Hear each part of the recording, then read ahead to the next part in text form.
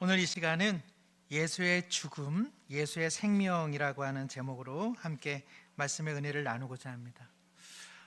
오늘 비 온 후에 얼마나 또 공기가 맑은지 또 상쾌한지 우리의 마음이 새로워지는 것 같습니다. 어제는 봄비치고 많은 비가 내렸습니다. 어제 잠시 배웠던 어느 권사님께서 비가 보슬보슬 내리는데 식물들에게 단비가 되지 않겠냐 말씀하시는데 저도 고개가 끄덕여졌습니다. 근래 대형 산불이 잦았기 때문에 여기저기 건조한 지형을 덜어내는데 이 비가 참 필요하겠다, 고맙다 하는 마음도 가졌습니다.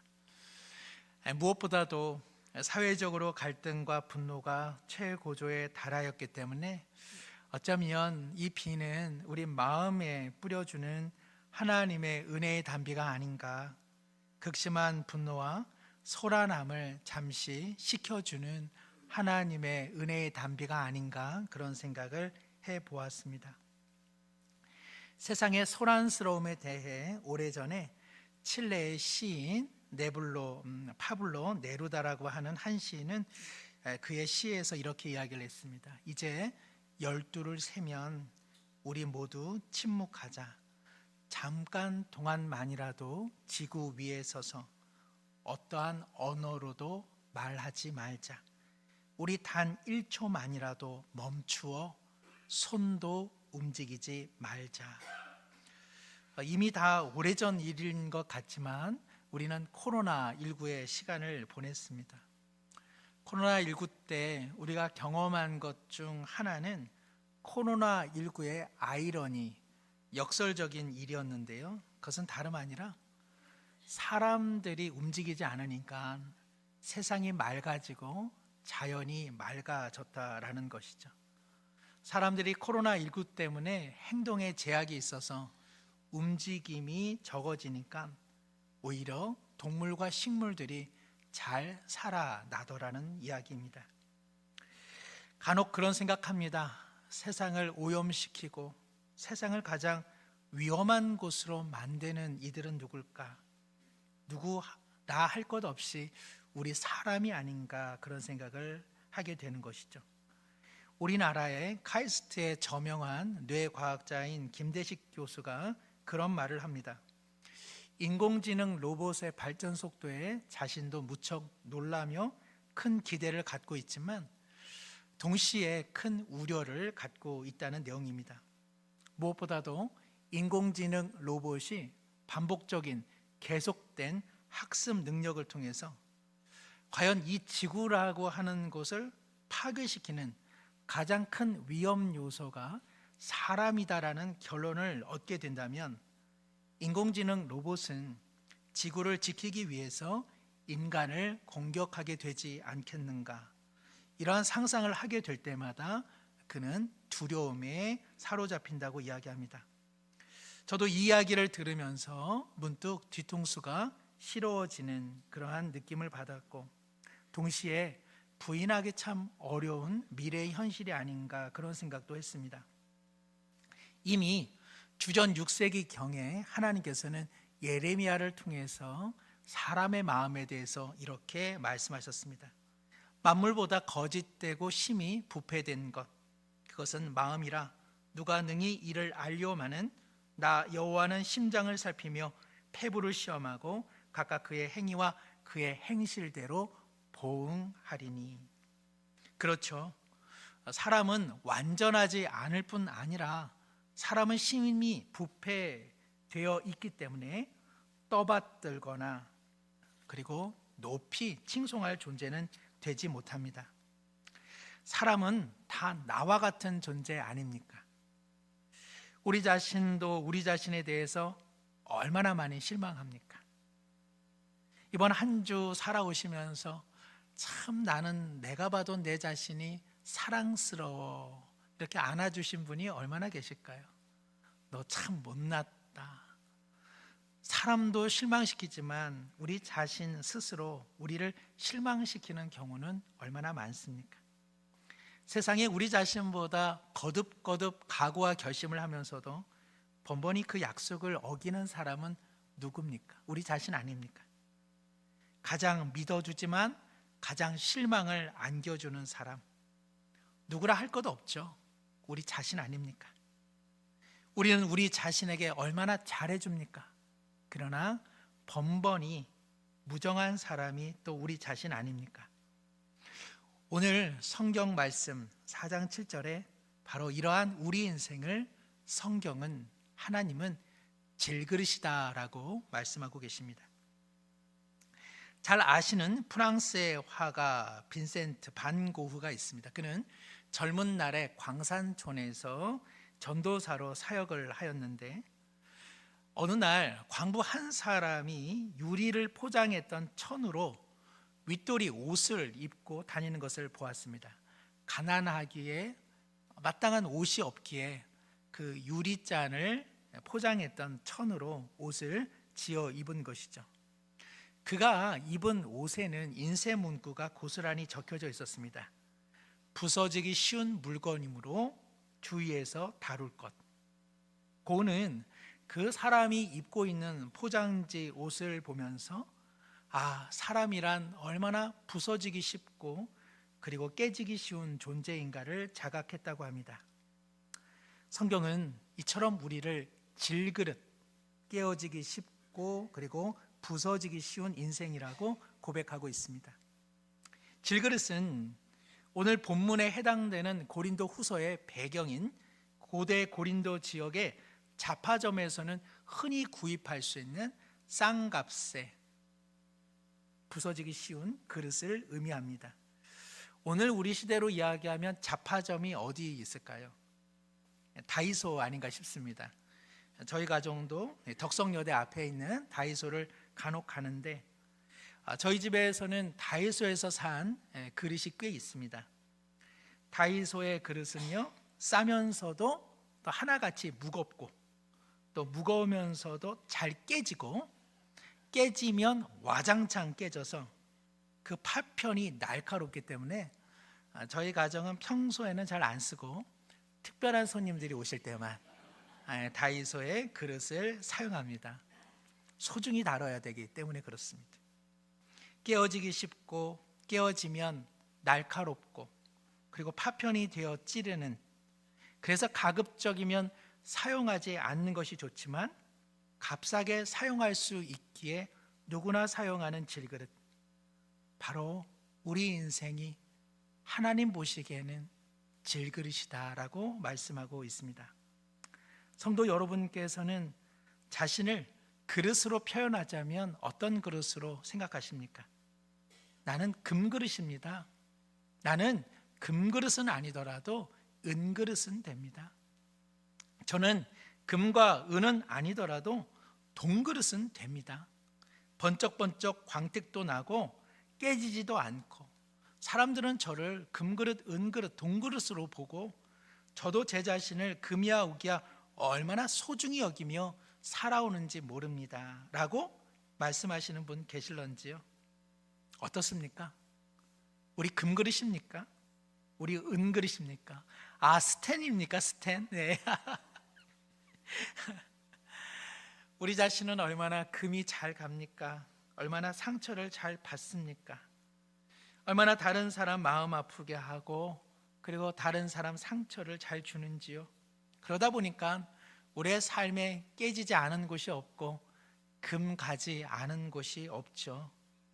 사람이 산다는 것이, 금이 간 그릇은 내 손 다칠까 봐 쉽게 버릴지언정 금이 간 인생이라 할지라도 버릴 수 없기에 우리는 우리 자신과 그리고 우리 가족을 안고 살아갑니다. 우리 사회는 왜 이렇게 날카로울까요? 우리 사회는 왜 이렇게 아플까요? 우리는 왜 서로를 찌르면서 살아갈까요? 시인 오세영은 그릇이라는 시에서 이렇게 말합니다. 깨진 그릇은 칼날이 된다.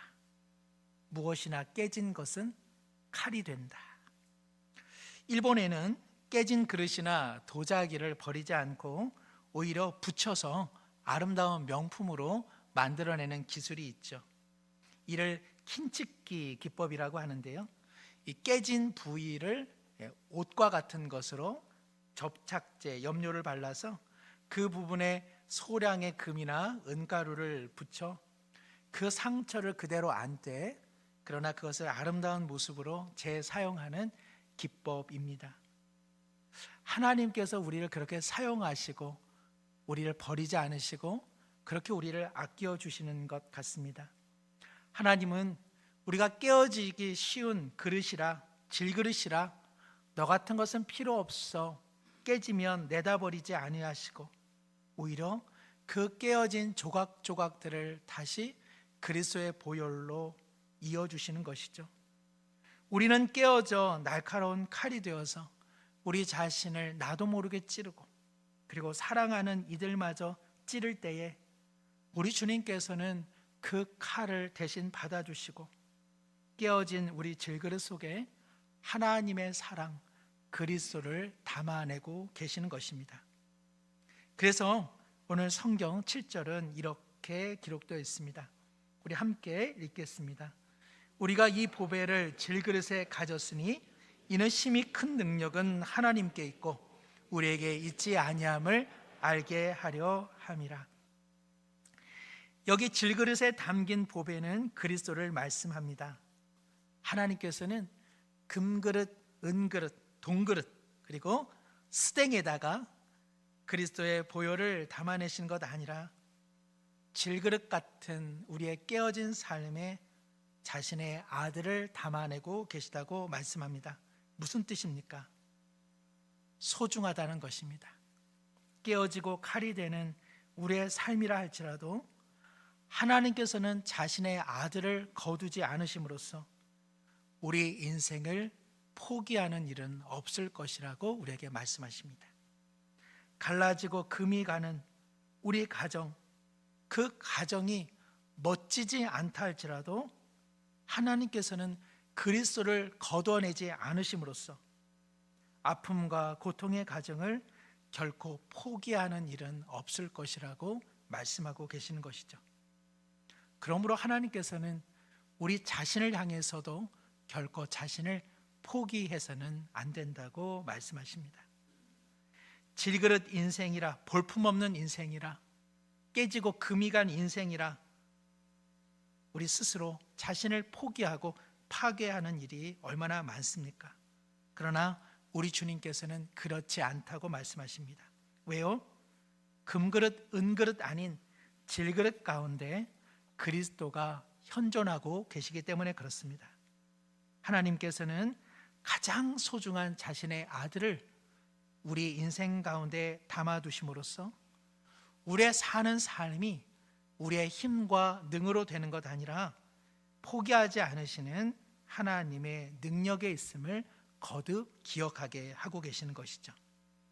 그렇기에 오늘 고린도 후서를 기록한 바울 사도는 8절과 9절에 신자의 삶이란 무엇인가 이렇게 기록하고 있습니다. 우리 8절과 9절 함께 읽습니다. 우리가 사방으로 우겨쌈을 당하여도 쌓이지 아니하며 답답한 일을 당하여도 낙심하지 아니하며 박해를 받아도 버림받지 아니하며 거꾸로 트림을 당하여도 망하지 아니하고. 여기 우겨쌈을 당한다라고 하는 이 말은요, 과일의 과즙을 내기 위해서 압력을 가하거나 비틀어 짜는 것을 말합니다. 여기 답답한 일을 당한다라고 하는 것은 이게 무슨 일인가 어리둥절 갈팡질팡하여 어떻게 할 줄 모르는 삶의 혼란을 말하는 것이고, 박해를 받는다라고 하는 것은 내 자신이 누군가의 사냥감이 된다는 의미입니다. 거꾸로 트림을 당한다는 말 역시 갑작스런 누군가의 공격, 누군가의 습격을 받는 일입니다.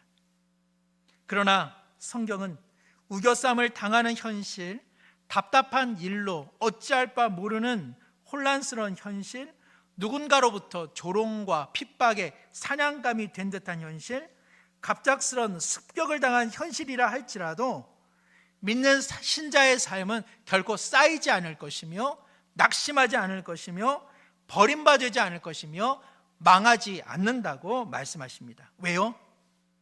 신자에게 어떤 능력이 있어서가 아니라 질그릇 같은 우리 인생 속에 하나님의 능력, 그리스도의 은혜가 있기 때문에 그렇습니다.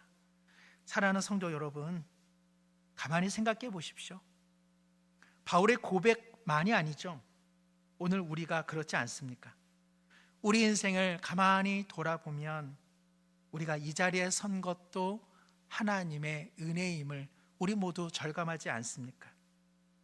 얼마나 한 분 한 분 험악한 인생을 살아오셨습니까? 아마 누구라도 질문한다면 한 분 한 분 다 드라마와 같은, 소설과 같은 힘겨운 삶을 살아오셨을 것입니다. 그런데 우리 예수님의 은혜 안에 지금 살고 있습니다. 어떻게 지금까지 우리 예수 안에 살고 있을까요? 어떤 분은 제게, 목사님, 그게 아니라 죽지 못해 살고 있는 겁니다. 죽지 못해 살고 있는 겁니다. 아니죠. 우리는 예수 안에 살고 있습니다. 우리 질그릇 인생 가운데 그리스도가 항상 함께 계셨기에 우겨쌈을 당하는 현실, 답답한 일을 당하는 현실, 그리고 누군가의 조롱과 핍박을 당하는 현실, 그리고 거꾸로 트림을 당하는 현실 속에서도 우리 쌓이지 않았고, 낙심하지 않았고, 우리 절망하지 않았고, 버림받지 않았고, 이제까지 존재하는 것, 하나님이 우리 안에 그리스도의 은혜를 결코 거두지 않으셨기 때문에 그렇습니다. 저는 설교를 준비하면서 대구의 청라 언덕에 대해서 알게 되었습니다. 혹시 대구 출신 분들 혹은 대구에 내려가셔서 청라 언덕을 거닌 분들이 계신지 모르겠습니다.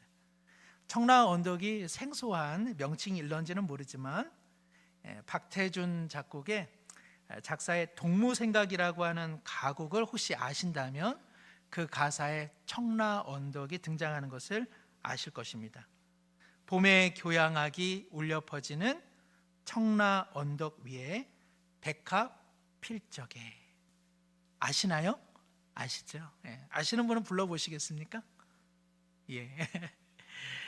청라 언덕의 청자는, 푸를 청자의 라자는 담쟁이 넝쿨 라자입니다. 이 언덕이 청라, 즉 푸른 담쟁이 넝쿨의 언덕이라고 이름 붙여진 데는 또 다른 연유가 있습니다. 원래 이 언덕은 무연고 시신을 매장하거나 가족들이 그냥 인연을 끊고 버려버리는 그러한 매장지였습니다. 또 사람들이 오물, 또 쓰레기를 버리는 그러한 곳이었죠. 그런데 19세기 우리나라에 복음을 증거하러 찾아온, 대구를 찾아온 선교사들이 마땅한 곳에 집을 짓고 또 교회를 지을 수 없어서 많은 사람들에게 버림받은 바로 이 언덕 주변에 그들의 사택을 지었고, 그리고 그곳에 대구 제일교회, 그리고 동산병원, 그리고 개성학교, 신명학교, 그리고 지금의 영남신학대의 기초가 되는 성경학교를 세운 것입니다. 뿐만 아니라 대구 지역의 가난한 사람들을 돕기 위해서 우리나라의 첫 사과 재배지가 되는 기원으로 사과나무를 심은 곳이 바로 이 청라 언덕입니다. 이전에는 죽은 사람의 절망의 땅, 죽음의 언덕, 오물로 뒤덮여서 똥산이라고 불렸던 그곳을 선교사들은 주님의 마음으로 복음의 동산으로 일구었고, 그리고 그곳은 주님을 생각하는 그리스도의 푸른 언덕이 된 것이죠. 이 청라 언덕의 새로운 변화는 우리의 삶과 맥락을 같이 하지 않습니까? 우리의 삶도 예수 믿기 이전에는 슬픔과 절망, 죽음과 오물의 빈 공터 같은 인생 아니었습니까? 그러나 우리 안에 하나님 함께 하심으로 푸르고 푸른 십자가의 생명나무가 심겨져 있지 않습니까? 우리의 삶을 돌아보십시오. 우리의 힘으로 산 것 아닙니다. 우리 삶 속에 그리스도의 보배로운 능력이 있었기 때문에 그렇습니다. 그래서 오늘 성경은 신자의 삶에 대해 이렇게 기록하고 있습니다. 10절과 11절입니다. 우리가 항상 예수의 죽음을 몸에 짊어짐은 예수의 생명이 또한 우리 몸에 나타나게 하려 함이라. 우리 살아있는 자가 항상 예수를 위하여 죽음에 넘겨짐은 예수의 생명이 또한 우리 죽을 육체에 나타나게 하려 함이라. 아멘. 무슨 말씀입니까? 하나님께서 죽음과 방불한 우리의 인생을 더 나은 천국으로 이끌지 아니하시는 까닭은 우리의 죽을 몸에 그리스도의 부활과 생명의 꽃을 피움으로써 하나님의 크신 사랑을 나타내기 위하여 오늘 우리의 삶을 이곳에 살아가게 하신다는 것입니다. 그리스도께서 그 죽으신 육체 가운데 부활의 생명이 꽃피어난 것처럼 모든 신자의 삶도 그리스도의 삶을 재현하는 방식으로 우리 모두 살아가고 있다는 것이죠.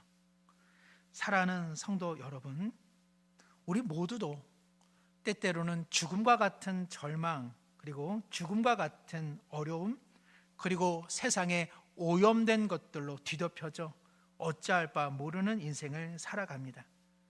그러한 인생을 왜 하나님께서 허락하고 계시는가?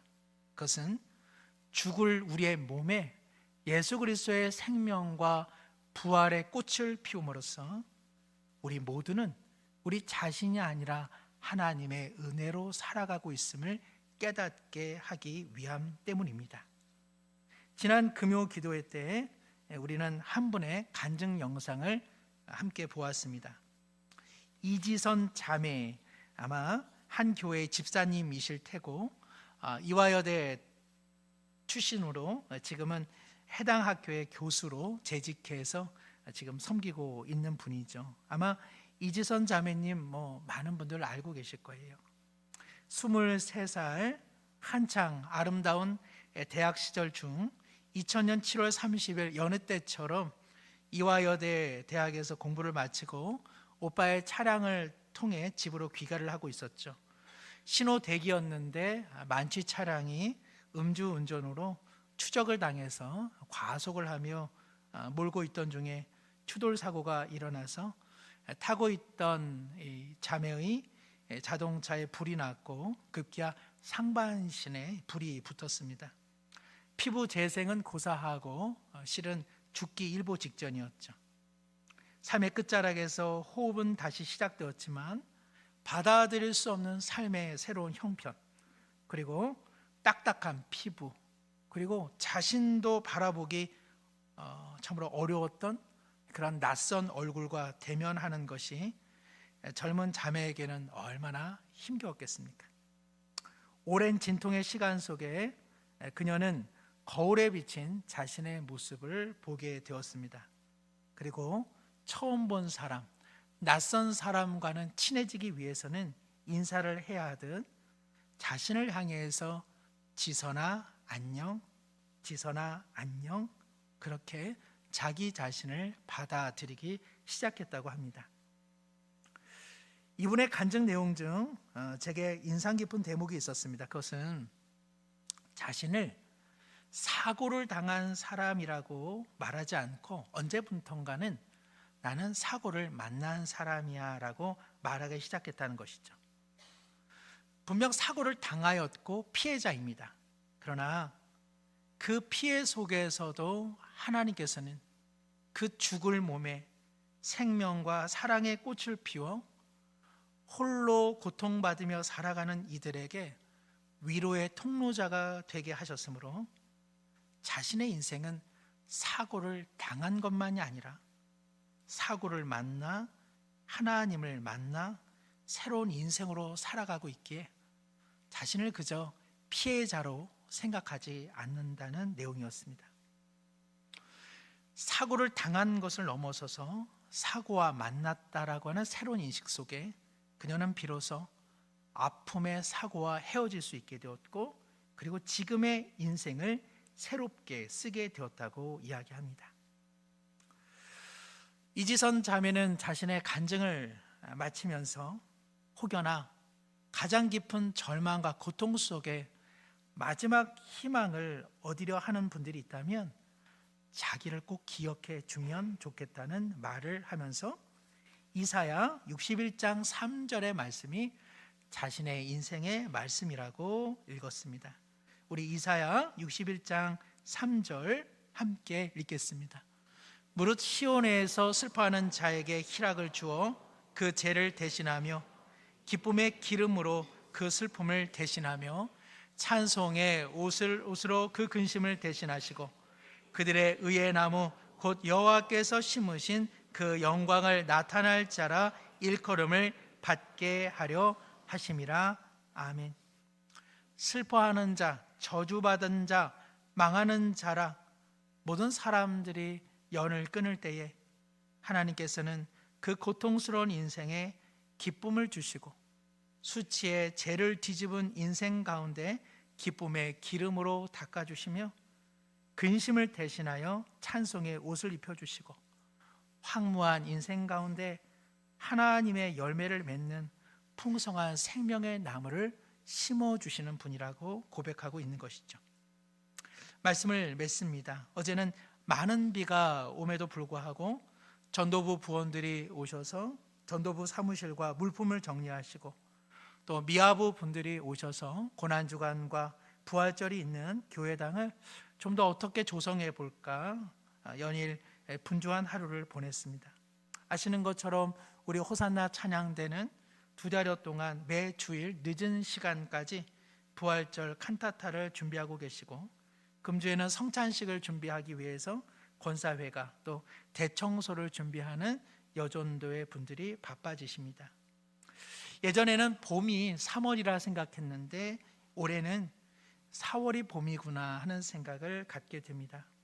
시작된 4월, 우리 모든 성도님들 고난주간과 부활절을 맞이하기 전에 예수 그리스도의 은혜, 질그릇 같은 우리 인생을 포기하지 않으시고 의와 생명과 사랑의 나무를 심고 계시는 하나님의 은혜를 깊이 기억하시기를 바랍니다.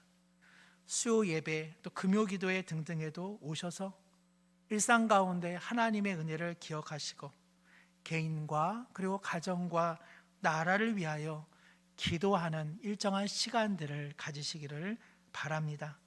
질그릇 같은 인생, 질그릇 같은 세상이라 하여 우리 하나님 결코 포기하지 않으십니다. 그 속에서 생명과 사랑과 부활과 소망의 나무를 길러내심으로 우리 모든 성도님들 위로와 힘을 얻으시는 한 주가 되시기를 축복합니다.